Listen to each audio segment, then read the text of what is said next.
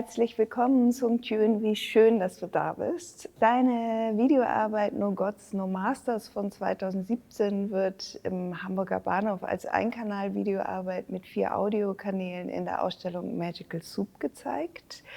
Magical Soup lotet das Verhältnis zwischen Bild, Sound und verschiedenen Lebensentwürfen und Lebenswirklichkeiten aus. Die Ausstellung fragt danach, wie Sprache, Laute, Klänge und visuelle Eindrücke gesellschaftlich geprägte Wahrnehmungsmuster aufrufen, aber auch unterlaufen. In deinem Werk No Gods, No Masters verwebst du verschiedene Lebenswirklichkeiten, autobiografische Elemente und historische Ereignisse. Auf einem der 4 Kanäle ist das Ghost Tape Number 10 zu hören, das von der US-amerikanischen Armee in Vietnam entwickelt und gegen die Vietcong eingesetzt wurde. Kannst du uns sagen, was in den Bildern zu sehen ist und was das Ghost Tape Number 10 ist? In meiner Videoarbeit bin ich eigentlich auf der Suche nach diesem Geist, also nach dem Ghost auf Tape Number 10 sozusagen. Und ich bin in den Mekong-Delta gereist, ganz spezifisch Mawk Gai, wo dieses Ghost Tape Number 10 damals Ende der 1960er Jahre der Landschaft sozusagen ausgesetzt wurde. Und in meiner Videoarbeit sehen wir einerseits die Bilder von dieser Landschaft und sie werden eigentlich diesen Bildern von dem Haus meines Opas gegenübergestellt.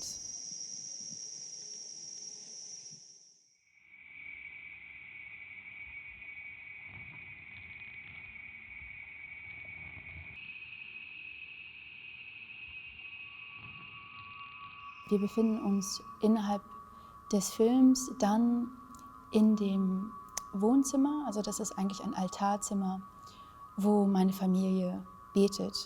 Und das passiert jedes Mal, wenn ich nach Vietnam komme. Innerhalb der Videoarbeit hören wir dann auch Ghost Tape Number 10, das sich dann auch wieder verwebt mit einem Gebet, das meine Familie dann ausführt, während ich da bin.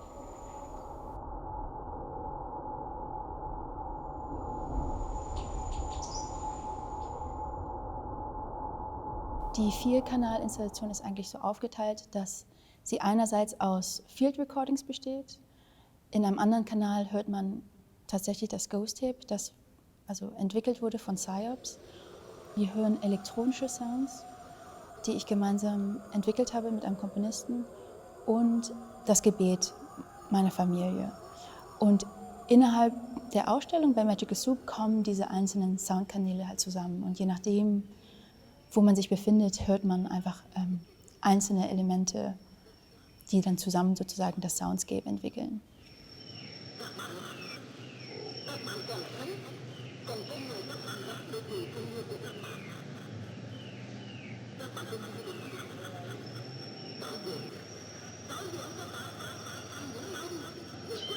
Welche Wirkungen oder Nachwirkungen hat das Ghost Tape Number 10 in Vietnam?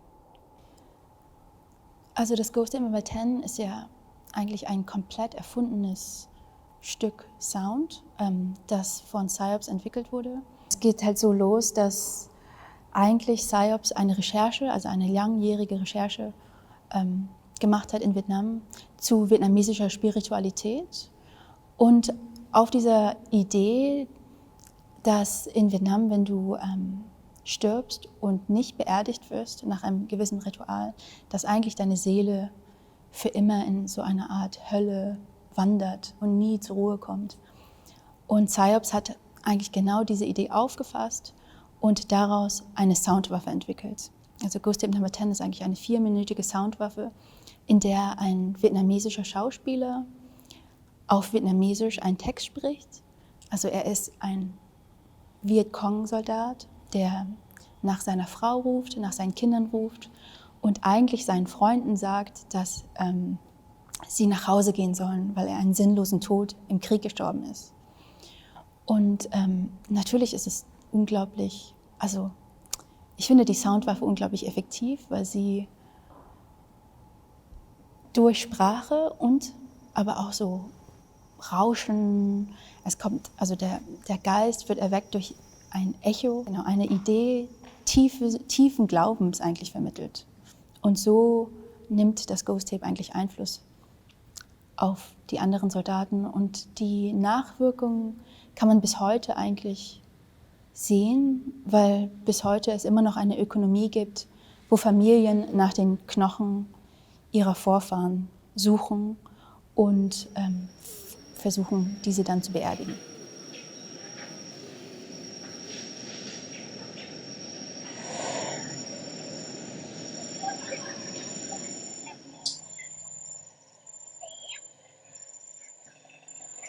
Also PSYOPs ist eigentlich die Psychological Operations of the US Army und sie hatten eine 6. Bataillon in Saigon, wo sie eben dieses Ghost Tip entwickelt haben. Aber PSYOPs ist ja an sich eine Rieseneinheit, die auch ganz andere psychologische Waffen entwickelt hat.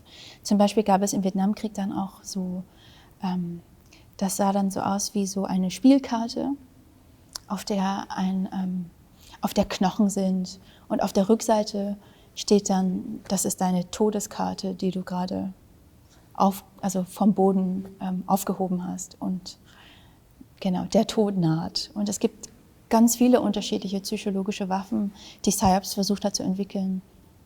Und mich hat Ghost Tip Number 10 interessiert, weil es gerade auf die Spiritualität so viel Einfluss nimmt und auf natürlich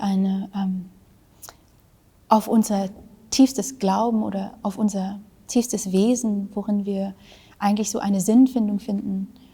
Und es hat das natürlich dann pervertiert und gegen die Bevölkerung verwendet, die daran glaubt.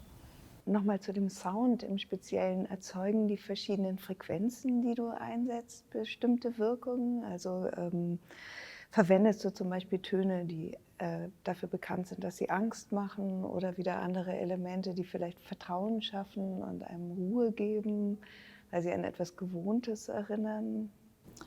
Ja, innerhalb dieses Ghost Tapes kommen ja auch eigentlich so Sounds zusammen, die fast so klingen, als wären sie von einem Horrorfilm inspiriert. Also du hast das Rauschen von dem Dschungel, du hast das Echo eines Geistes und das verwende ich auch wieder in diesen elektronisch manipulierten Soundelementen in meinem Film.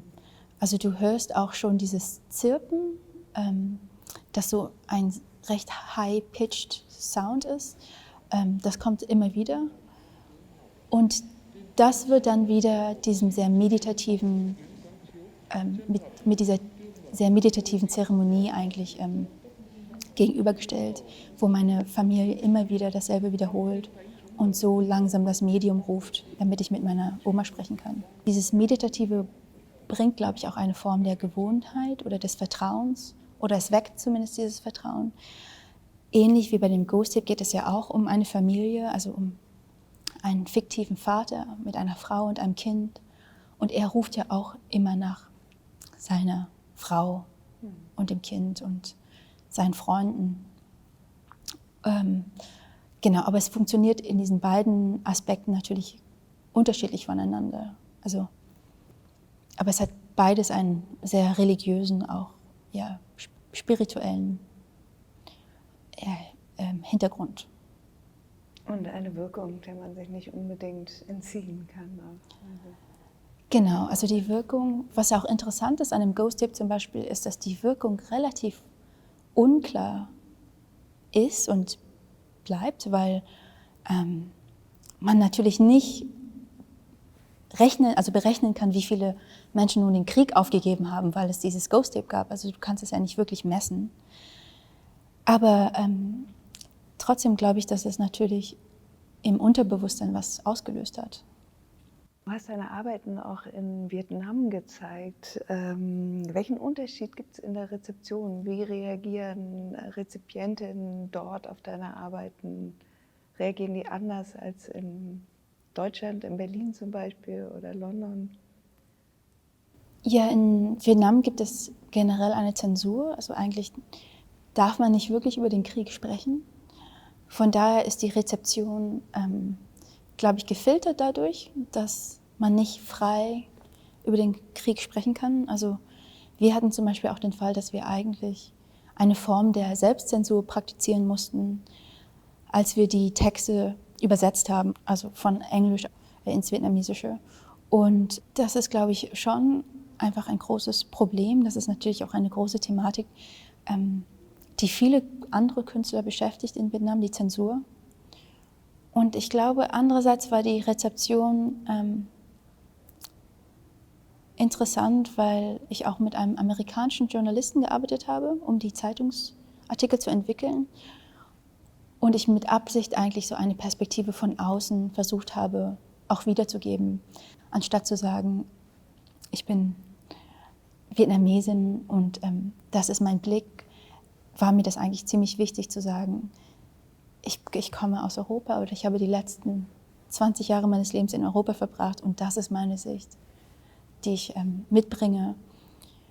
Und innerhalb der Arbeiten gibt es natürlich auch ein Element der Fiktion, die versucht, diese beiden Dinge oder Welten auch zu überbrücken. Insgesamt erschaffst du mit dem Sound mehr noch als mit dem Bildmaterial einen Raum. Also würdest du sagen, dass du mit Sound fast bildhauerisch umgehst, skulptural? Ist es für dich ein raumbildendes Element auch? Ja, schon. Also mich interessiert natürlich auch sehr, wo der Sound herkommt. Also welche unterschiedlichen Positionen du einnehmen kannst im Verhältnis zu dem Sound oder wo die Soundressource herkommt. Und mich interessiert natürlich dieses Spiel zwischen diesen unterschiedlichen Audiokanälen und wie sie zusammenkommen und in welchen Momenten sie zusammenkommen und wie das sich natürlich anhört, wenn ein Sound von hinten kommt oder von vorne und Dinge sich dann verweben. Ähnlich funktioniert das natürlich auch in den Bildern. Also du hast einerseits diese sehr fotografischen Elemente, wie du schon sagst, und andererseits ein bewegtes Bild, das dann aber gleichzeitig wie eine Art Slideshow an dir vorbeigeht. Also, und solche Dinge interessieren mich, weil natürlich auch das bewegte Bild oder wie es auf uns Einfluss nimmt, bleibt in meiner Videoarbeit recht unklar. Also du hast zwar diese Zeremonie und gleichzeitig hast du das Ghost Tape, das aber auch nur auf Vietnamesisch sozusagen zu hören ist. Also es gibt auch keine Übersetzung auf Englisch. Also man versteht eigentlich den Inhalt des Gesprächs nicht. Und die Sounds bleiben auch ziemlich abstrakt. Also du hörst zwar den Dschungel, aber der Dschungel ist elektronisch so manipuliert, dass man nicht ganz genau verorten kann, wo man sich befindet. Ähnlich funktioniert das halt eben auch in den Bildern oder die Verpixelung, die Verzerrung. Ein invertiertes Bild wird auf einmal farbig und verblasst dann wieder in Schwarz und Weiß. Und ich wollte eigentlich auch einfach einen Bezug zu Erinnerungen wecken. Also das ist natürlich auch ein Bezug zwischen dieser Geschichte des Ghost Tapes von Ende der 60er Jahre und eine gegenwärtige Geschichte, die innerhalb meiner Familie stattfindet und die immer wieder stattfindet, wenn ich komme. Und diese beiden Teile vereinen sich eigentlich dadurch, wie ich mit dem Sound und mit dem Bildmaterial arbeite. Sind Bild- und Soundelemente für dich gleichwertig oder würdest du sagen, du fängst vielleicht manchmal mit dem Bild an und dann kommt der Sound hinzu oder umgekehrt interessieren dich bestimmte Sounds und von da aus entwickelst du Bildebenen? Ja, in dieser Arbeit ging es auf jeden Fall von dem Sound los, also eigentlich über meine Recherche in das Ghost Tape.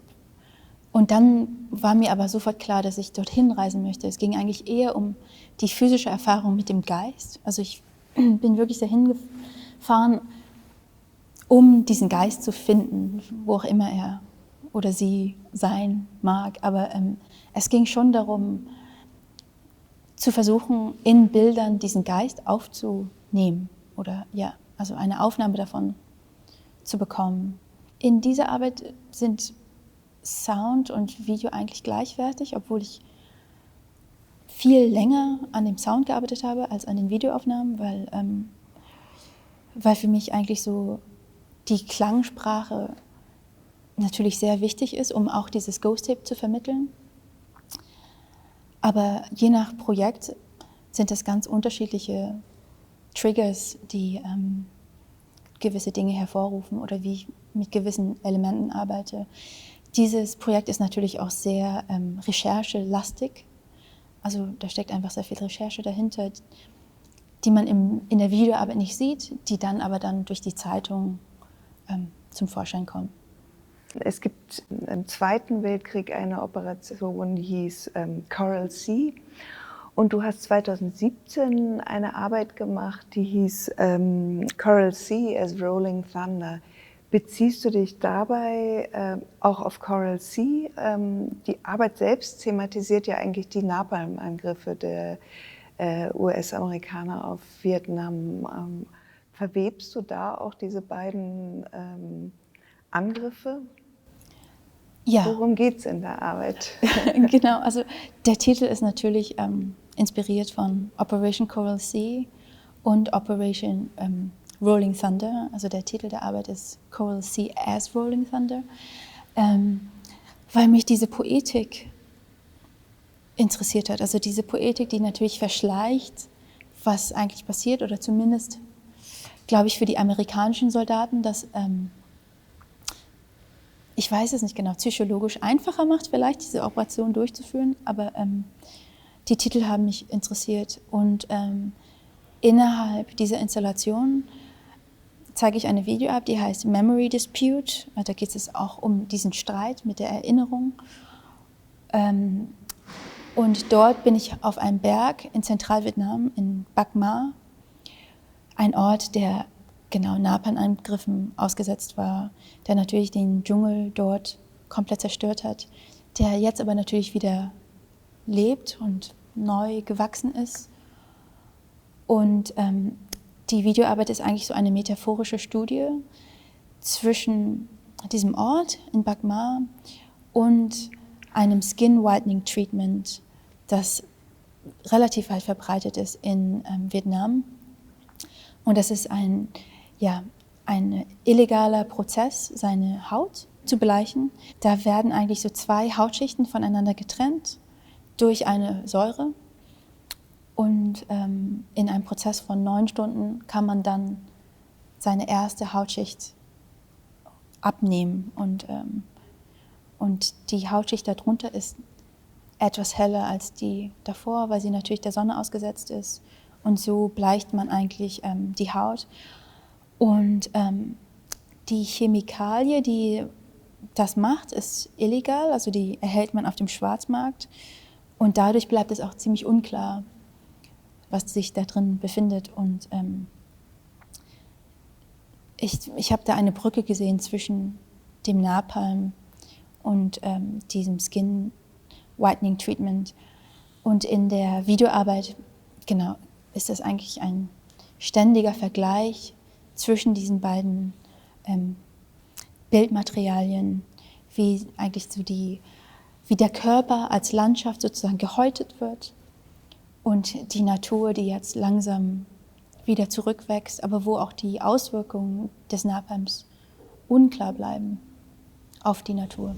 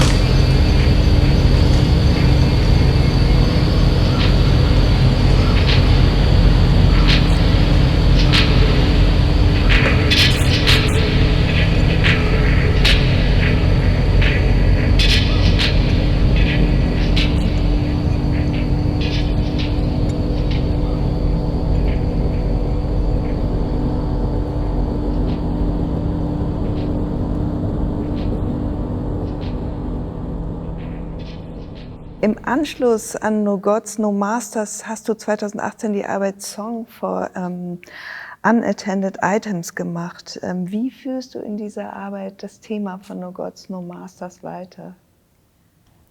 Genau, Song for Unattended Items ist eine 12-Kanal-Soundinstallation in Taschen, die ich alle gespendet bekommen habe von Freunden und Kollegen und Familie.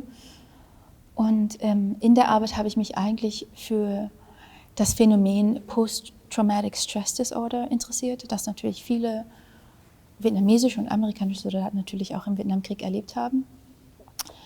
Und die Arbeit geht eigentlich von diesem einen Bild aus, was ich innerhalb meiner Recherche gefunden habe, wo ein amerikanischer Soldat in der Landschaft steht, also in einem Wald, und er hat einen Rucksack auf mit 6 Lautsprechern, wo er eigentlich das Ghost Tape abspielt.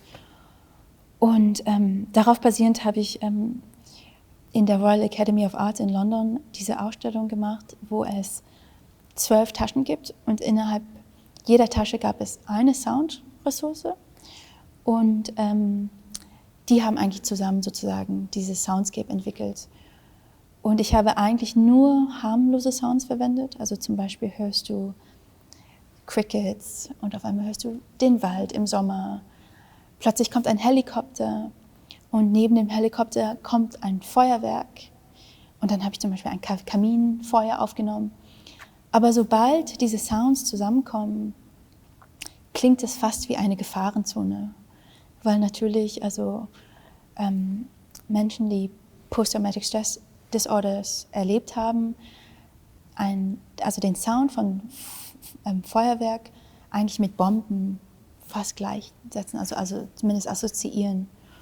Und genau, ein Kaminfeuer klingt dann so wie ein Brand und ein Helikopter erinnert einfach an Flugzeuge, die natürlich während des Kriegs auch in der Luft waren. Und so entsteht eigentlich dieser Soundscape aus eigentlich sehr harmlosen Sounds, die dann zusammenkommen, aber eine Art von Unruhe eigentlich so bewirken. Und natürlich bezieht sich das auch auf einfach diese Gefahr von leer stehenden, alleinstehenden Taschen, die natürlich so in London recht extrem ist. Genau, unattended bags werden eingestuft als gefährlich. Und die Ausstellung ist eigentlich einfach nur ein Raum voller Taschen, die dann diese Sounds machen. Genau, wo das eigentlich so ausgelotet wird. Und in einer Tasche findet sich auch dieser Zeitungsartikel, der auch in Magical Soup ist wieder. Also Troops employ fantastic new tools im Namen. Dieser Zeitungsartikel befindet sich dann auch einfach in einer Tasche und liegt einfach in dieser Tasche da. Man kann dann sich natürlich den Zeitungsartikel durchlesen oder nicht, aber so stelle ich eigentlich diese Beziehung zwischen diesen 2 unterschiedlichen Orten her.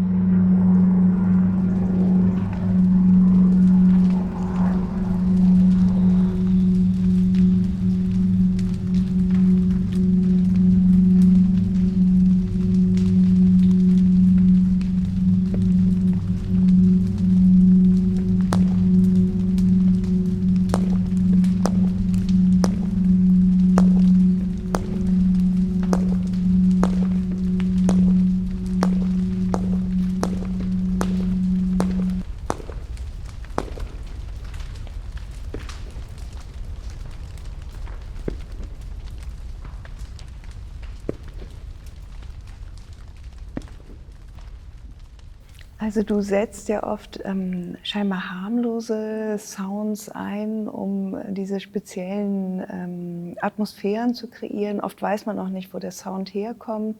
Und jetzt hast du zum Beispiel in München gerade eine Ausstellung im Haus der Kunst, die heißt Zugzwang, wo du die Ouvertüre von Richard Wagners Tannhäuser eigentlich dekonstruierst durch Klänge, die es im Büro auch gibt. Also das Klackern von Schreibmaschinen oder Tastaturen, Telefonklingeln und solche Dinge.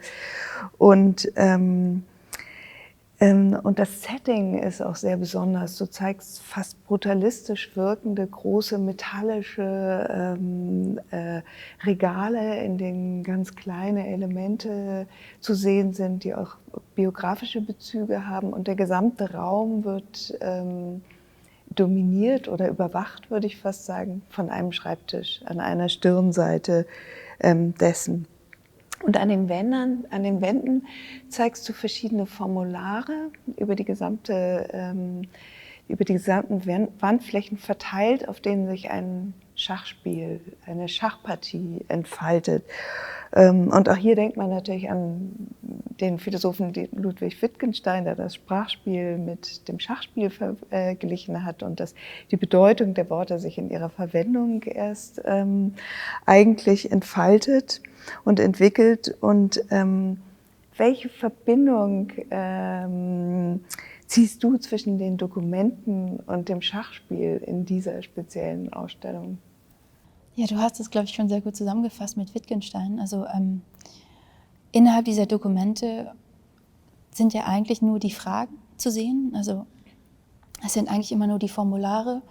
Also du siehst ein 10-seitiges Formular für Asyl, dann gibt es eine Wohnanmeldung, also eine Art Meldeschein und dann eine Bewerbung für Staatsbürgerschaft.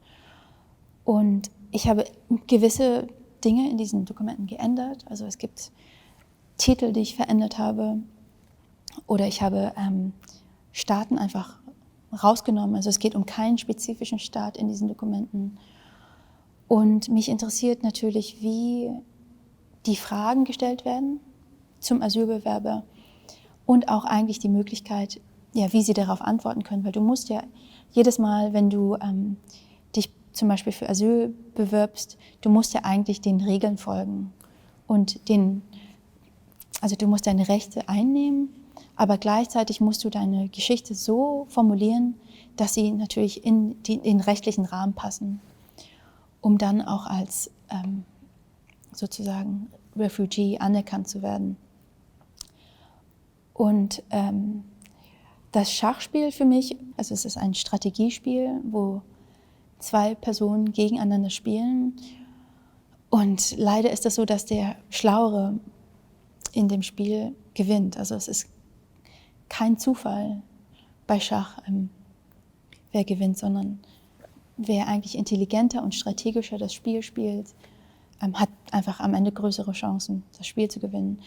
Und so sehe ich das manchmal auch mit diesen Formularen, weil natürlich du von Anfang an restriktiert wirst in deinen Bewegungen, in deinem Handeln. Und so lote ich das eigentlich aus. Also anstatt die Formulare auszufüllen oder gewisse Informationen zu geben, verfolgst du über diese 31 Formulare dieses Schachspiel, das am Ende einen Sieger oder einen beziehungsweise Verlierer dann bloßstellt. Ja. Und diese Ouvertüre des Tannhäusers verteilt sich ja auch über den Raum. Also man kann es nicht direkt lokalisieren, wo die Klänge eigentlich herkommen. Also die Mehrkanal-Soundinstallation ist in den unterschiedlichen Objekten, die sich im Raum, also in den Regalen und unter dem Bürotisch befinden, versteckt.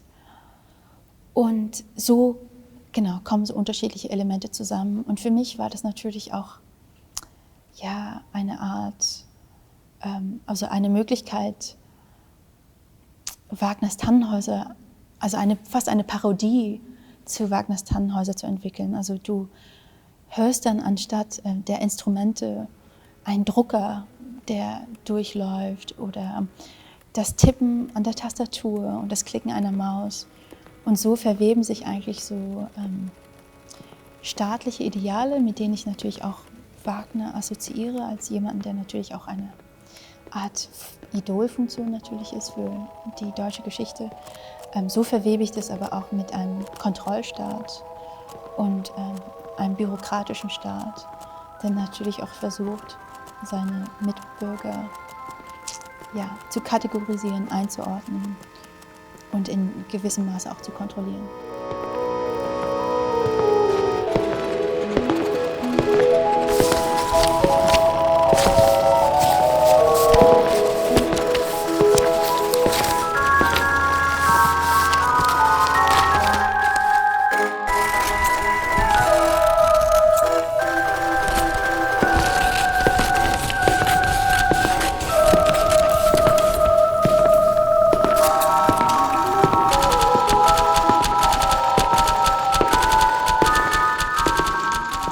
Bezugszwang in München hast du mit dem Musiker Alexis Chan zusammengearbeitet. Zeitgleich läuft von dir auch noch eine Ausstellung bei Nottingham Contemporary, die In Cold Print heißt, wo du eine mehrkanalige Soundarbeit auch wieder zeigst, die du mit dem Komponisten Ville Heimala entwickelt hast.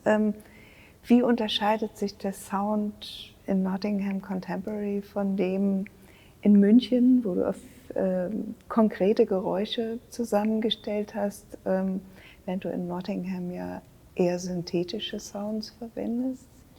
Genau, also mit Alexis Chan habe ich eigentlich Sound komponiert. Also wir haben wirklich versucht, Bürosounds aufzunehmen und diese durch einen Score zu filtern, damit wir das auch wieder zurückführen können zu Wagners Ouvertüre zu Tannhäuser. Das war vielmehr eine kompositorische Arbeit, während ich mit Ville viel konzeptueller über das Soundelement nachgedacht habe. Und wir haben zum Beispiel meine Gehirnwellen aufgenommen, wie sie zu dem Havanna-Syndrom reagieren. Und die Gehirnwellen haben wir dann wieder in Soundwellen übersetzt. Und entsprechend wie ich mit Sound arbeite, kollaboriere ich auch mit unterschiedlichen Musikern zusammen.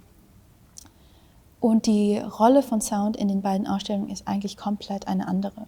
Also im Haus der Kunst ist das fast so, als würde das eine Oper, also es gibt so Momente, wo es so fast in so eine komische, stille Oper mit stillen Objekten und Skulpturen ausartet, während das bei Nottingham Contemporary eher darum geht, eine Soundwaffe zu entwickeln, also wirklich zu imaginieren, was wäre, wenn man selber eigentlich eine Soundwaffe entwickelt. Also ausgehend vom Havanna-Syndrom, was man auch innerhalb der Soundarbeit hört.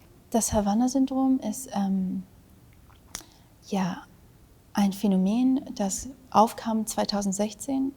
Und zwar haben sich US-amerikanische und kanadische Mitarbeiter der Botschaft in Havanna darüber beklagt, dass sie Kopfschmerzen hatten, dass sie Erinnerungen verlieren, dass sie ihre Balance verlieren und Übelkeit hatten. Und das wurde dann als Havanna-Syndrom sozusagen gecoint. Und angeblich wurde das ausgelöst durch eine Soundwaffe oder eine Soundfrequenz, die man nicht verorten kann. Es wurde vermutet, dass Kuba, also die Regierung, eine Frequenz entwickelt hat, die es geschafft hat, eigentlich so Gehirnschäden in den US-amerikanischen und kanadischen Mitarbeitern, die dort stationiert waren, ausgelöst haben sollen oder verursacht haben sollen. Und ich fand das Phänomen total interessant, weil eigentlich diese Soundwaffe nicht zu hören ist. Also es gibt eine Rekonstruktion der Soundwaffe, die aber auf eigentlich Witness Accounts, also die aus Witness Accounts besteht, also nur aus Zeugenaussagen, die die Mitarbeiter weitererzählt haben. Und diese Rekonstruktion wurde dann aber wirklich von der amerikanischen Regierung entwickelt, um das auch als Beweismaterial genau in Komiteen sozusagen vorzuführen, wie es klingen könnte und was eigentlich diese Gehirnschäden innerhalb ihrer Mitarbeiter ausgelöst hat. Und für mich ist es aber auch teilweise eigentlich eine psychologische Soundwaffe. Also man kann eigentlich die Ressource, also die Soundressource selber nicht lokalisieren. Und ich habe das als Ausgangspunkt genommen für meine Ausstellung in Nottingham in Cold Print. Und die Mehrkanal-Soundinstallation, die ich darauf basierend entwickelt habe, besteht teilweise zum Beispiel auch aus meinen Gehirnwellen, die aufgenommen wurden, während ich mich selber dieser Rekonstruktion dieser Soundwaffe ausgesetzt habe. Und man hört eigentlich, wie mein Gehirn auf diese Soundwaffe psychologisch oder physisch reagiert. Und ja, also es ging wirklich darum, fast so eine Art Soundwaffe hörbar zu machen. So beginnt eigentlich die Ausstellung. Und dann überbrückte die Ausstellung aber auch das Havana-Syndrom mit Ghost Tape Number 10 und anderen PSYOPs-Methoden.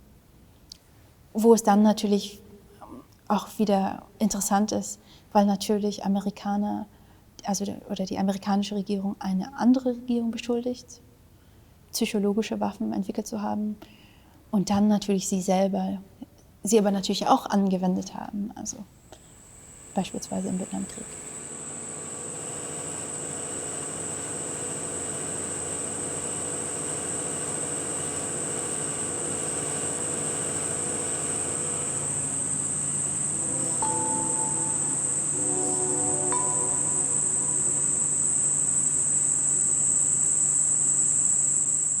Die Kanäle sind wieder nicht sichtbar und sind eigentlich in diesen Klamotten versteckt. Und das sind alles militärische Kleidung. Zum Beispiel gibt es ein Military Pilot Jumpsuit oder du hast ein Hemd der vietnamesischen Armee und innerhalb dieser Bekleidung verstecke ich eigentlich diese Speaker und von dort kommt der Sound.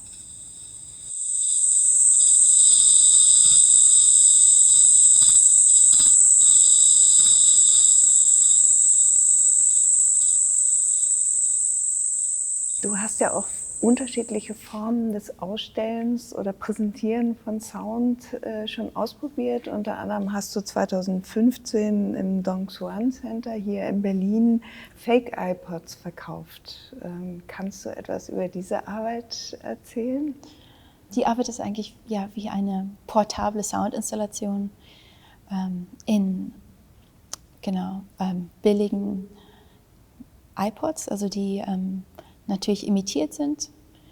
Und man konnte dann in das Don Xuan Center gehen und in demselben Laden, wo es diesen Fake iPod gibt, halt auch mein iPod kaufen. Und du hörst halt dieses sehr traditionelle String-Instrument. Und das wird dann wieder verwoben eigentlich mit so Snippets von so Product Placement Sequenzen von Filmen. Und dann meiner Tour durch das KaDeWe. Also das hört man eigentlich. Und es ist natürlich so auch diese Verwebung mit dem Don Xuan Center, wo natürlich so vietnamesische Tradition oder Küche natürlich zusammentrifft mit einem sehr Deutsch-Berlin-Lichtenberg, mit einer sehr deutsch-Lichtenberger Situation.